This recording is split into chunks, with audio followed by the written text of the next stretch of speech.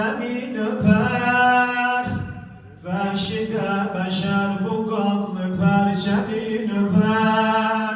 Ya Sarallah Hüseyin Hüseyin ya Sarallah bile ya Sarallah Hüseyin Hüseyin ya ya Hüseyin başımda gene Kerbela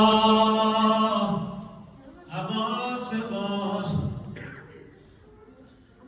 Şi'e naz edersem kimi bir güzel havası var.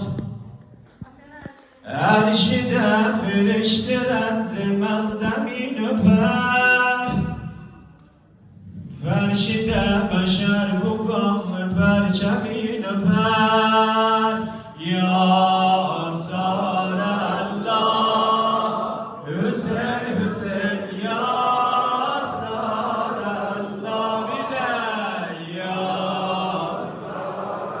Sarallah Hüseyin Hüseyin ya Sarallah ya Hüseyin o 72 yarine selam ola.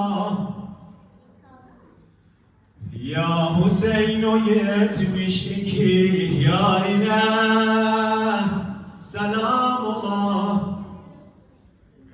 Nehrin üstte golsuz elem darine selam ola. Erşide firiştirendi mekdemin öper. Ferşide beşer bu kanlı perçemin